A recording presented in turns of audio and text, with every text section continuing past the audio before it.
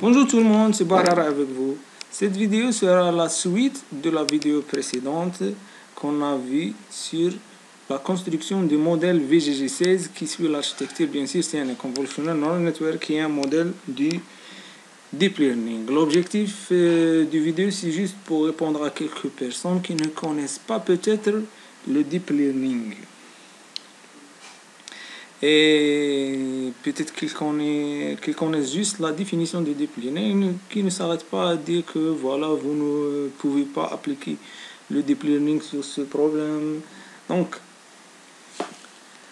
le deep learning, certes, il prend beaucoup de temps, mais il prend beaucoup de temps dans la phase d'apprentissage. Une fois qu'on a terminé avec la phase d'apprentissage, l'objectif, c'est de stocker notre modèle. Après la phase d'apprentissage, pour ne pas refaire la phase d'apprentissage, on va stocker notre modèle. Une fois qu'on a stocké notre modèle, donc, après ce modèle va faire la phase de prédiction. C'est-à-dire, on va donner à notre modèle une image et notre modèle va prédire va prédire la classe de cette image. Est-ce que c'est une image ou radio du poumon d'une personne normale ou d'une personne qui a le coronavirus? Donc, voici, donc, on a appliqué le modèle VGG sur le problème du coronavirus. Voici le modèle. Donc, on a déjà vu comment construire ce modèle dans la vidéo précédente plutôt. Maintenant, on va voir comment stocker notre modèle. Une fois notre modèle pour la phase d'apprentissage est terminée, on va écrire modèle.save entre guillemets le nom de notre modèle. Le nom de notre modèle, par exemple, COVID VGG avec l'extension .modèle. Et on va lancer l'exécution. Voici le résultat de l'exécution. Donc notre modèle sera stocké dans COVID VGG.modèle. Voici COVID VGG.modèle. COVID VGG.modèle. Après qu'on a stocké notre modèle, on ne va pas refaire la phase d'apprentissage, c'est-à-dire la phase de construction du modèle. On va passer à une autre phase qui est une phase de prédiction. Dans la phase de prédiction, on va juste donner à notre modèle. Dans la phase de prédiction, on va donner à notre modèle une image et notre modèle va retourner la classe de cette image. Est-ce que c'est une image d'une personne qui a le coronavirus ou une image d'une personne normale? Pour cela, voici CV2, c'est OpenCV, import TensorFlow as TF. Donc CV2, c'est pour la manipulation des images, changer la taille d'une image, etc. Donc classe, on va spécifier les classes. Il y a deux classes, COVID et classe normale. Donc il faut suivre l'ordre des classes dans le dataset.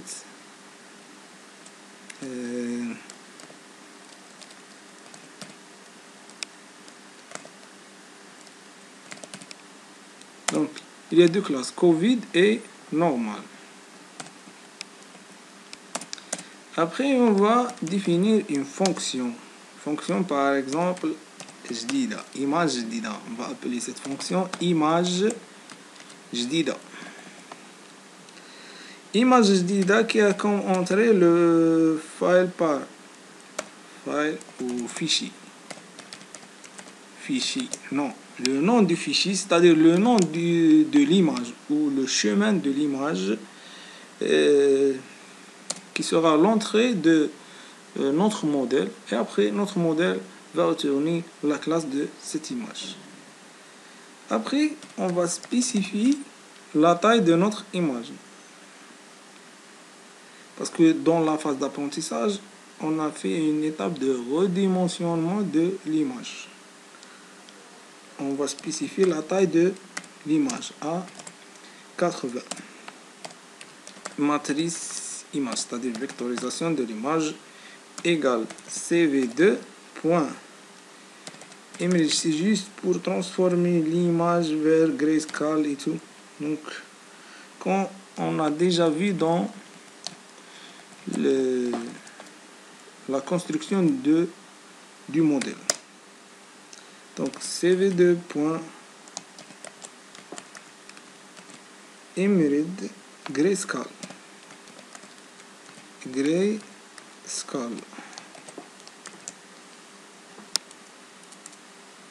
Donc, Emerald grayscale. Nouveau image matrice égale CV2. Reshape. Reshape, c'est pour la vectorisation et la normalisation.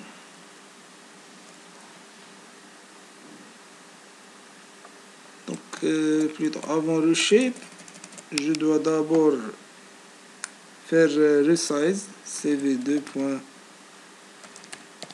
Resize, matrice IMG, virgule, taille, IMG, c'est-à-dire de rendre l'image entrée à notre modèle de la taille 80 x 80. Après, on va faire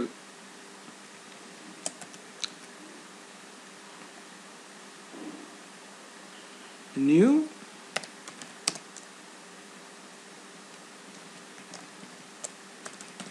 return,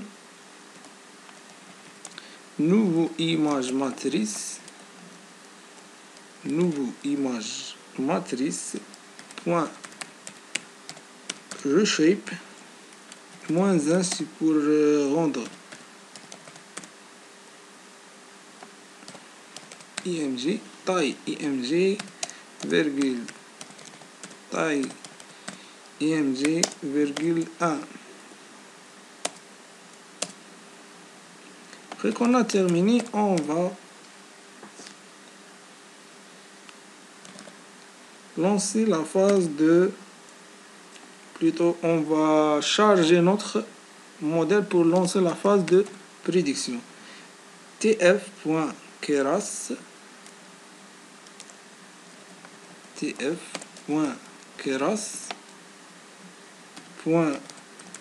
modèle load. Load, c'est charger modèle et on donne le nom du modèle. Covid VGG.modèle. On donne le chemin de notre modèle puisque notre code et notre modèle se trouvent dans le même répertoire, donc il suffit d'écrire le nom du dossier de notre modèle. Après, on va stocker les résultats de prédiction dans une variable résultat modèle.predict. Après, on va appeler notre fonction. Notre fonction est appelée IMG. Donc, model.predict. Après, on va appeler notre fonction qui est appelée IMG. Je dis entre parenthèses le nom de l'image qui sera l'entrée à notre modèle. On va copier par exemple n'importe quelle image. Stocker cette image dans le même répertoire que notre modèle Covid VGG. On va juste changer le nom de l'image, par exemple, prédire. Donc, pré-point, le type de l'image, c'est GPG, donc pré-point GPG.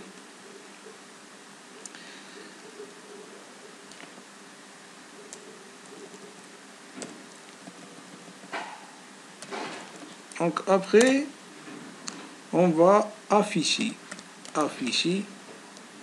le résultat. Classes.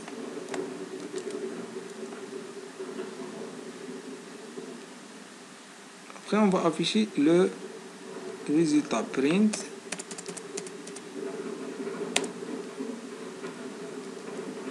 Classes int résultat. Int résultat.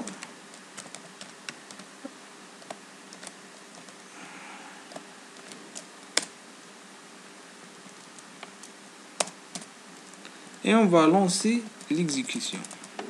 Donc voici le résultat obtenu, c'est-à-dire la classe predict. Je peux même changer l'image. Par exemple, yes.jpeg.